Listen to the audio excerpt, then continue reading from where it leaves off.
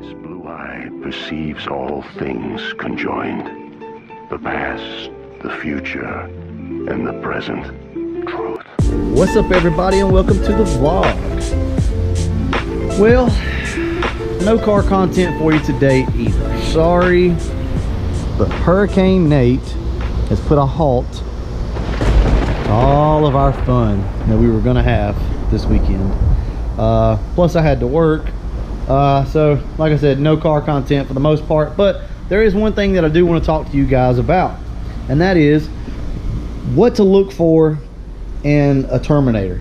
So let's just say you're out looking for a Terminator, you think you want to buy one, and you're not really sure what you need to look for and what you need to stay away from, right? There's certain things you need to look for, obviously. Rust underneath the car.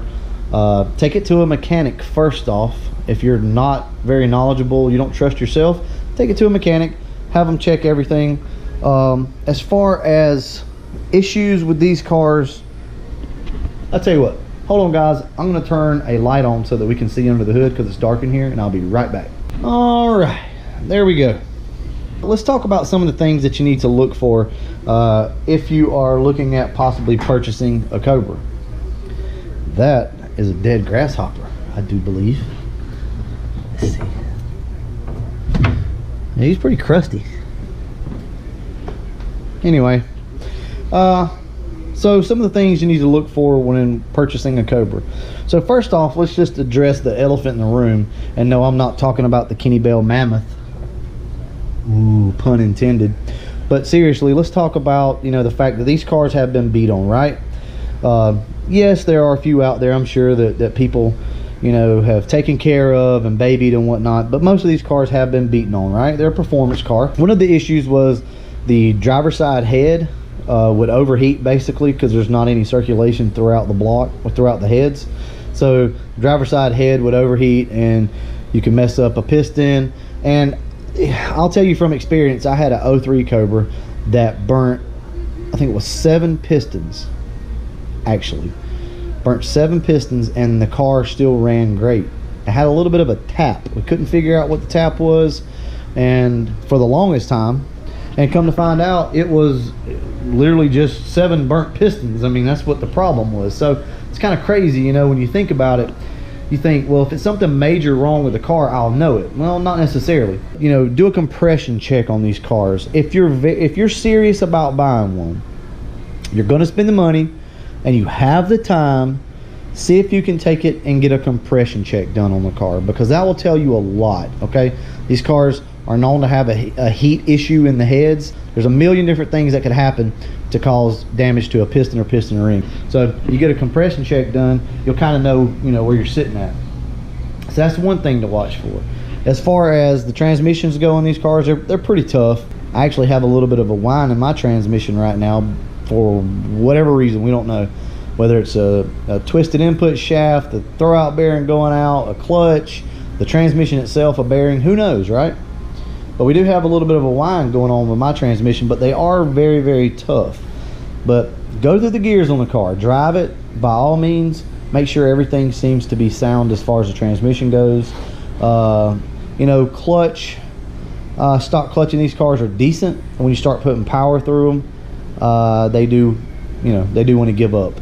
But a clutch is just a wear part anyway. That's something that more than likely you're going to have to upgrade and change at some point. But overall, though, these cars are pretty solid.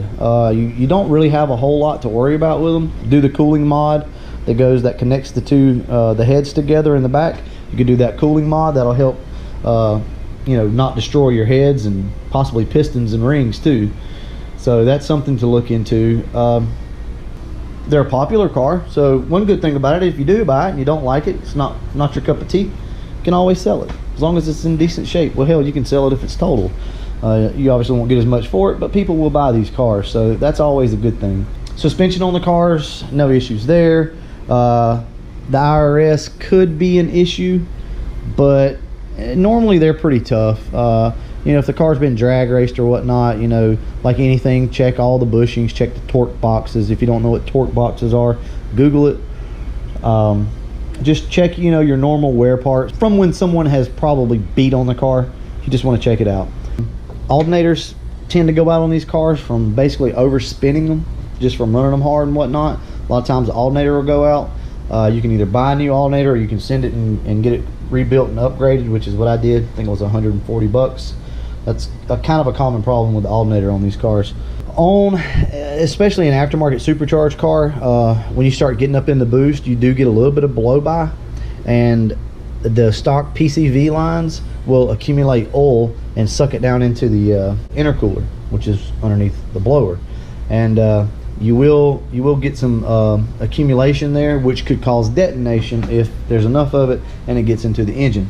So be aware of that. And I'm not really going to elaborate too much on it or go into too much detail on it, but basically what needs to happen is you need to put a catch can in the middle of your PCV. I have one right here actually, like this right here, this catch can.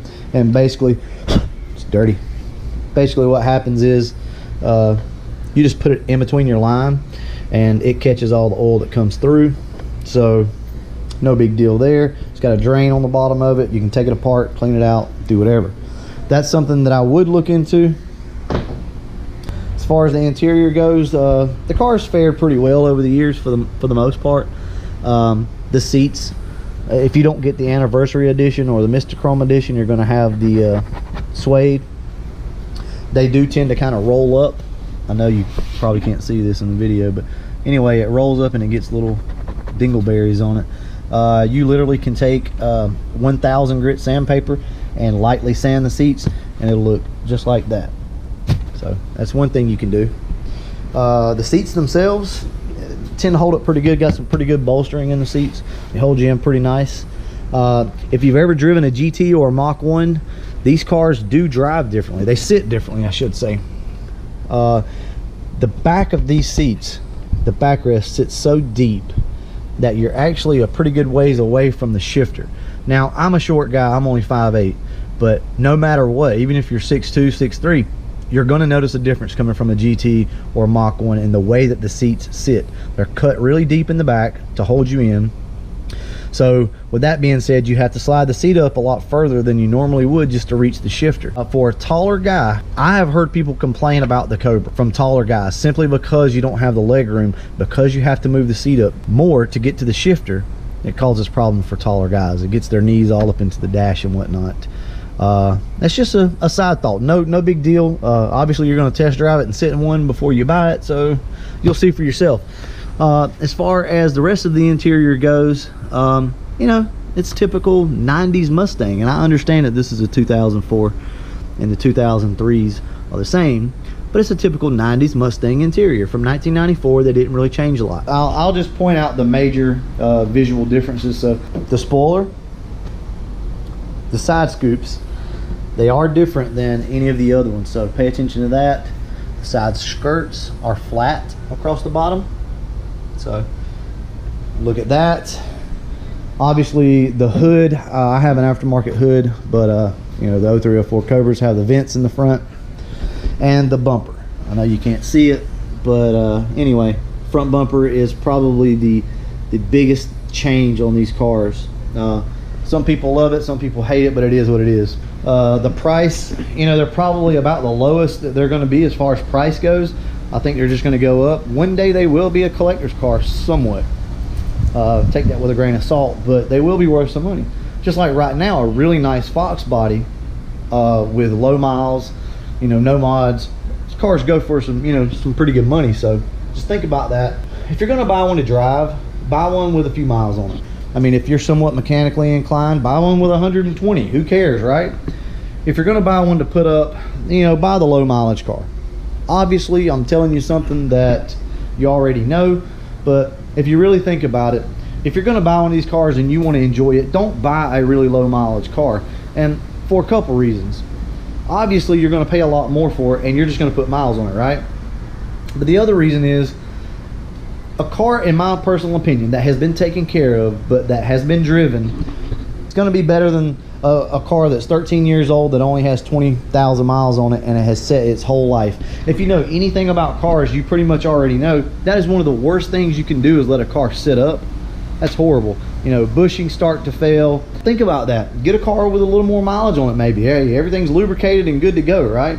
You let a car sit up and you go by it and it's not been driven, you know, really for 10 years. It's just been kind of started up every once in a while. You go buy that car and you get 100 miles down the road or 2 weeks into it and shit starts to fail because it's been sitting up so long. So that's something to think about, guys. But anyway, we're going to cut this short. GoPro is, I'm having issues with this GoPro today, so you're going to see a lot of jump cuts in the video, I'm sure. Thank you guys. Please like, share, and subscribe. Peace out. I remember when times were hard for me. I remember when I found it hard to sleep. I was giving up, I had to give it up, I had to give it everything I gotta give to get a little push. How you feel? Say so. Tell me how you feel. Say so. Oh, you been through war? Really? Just like me? How's it feel, huh?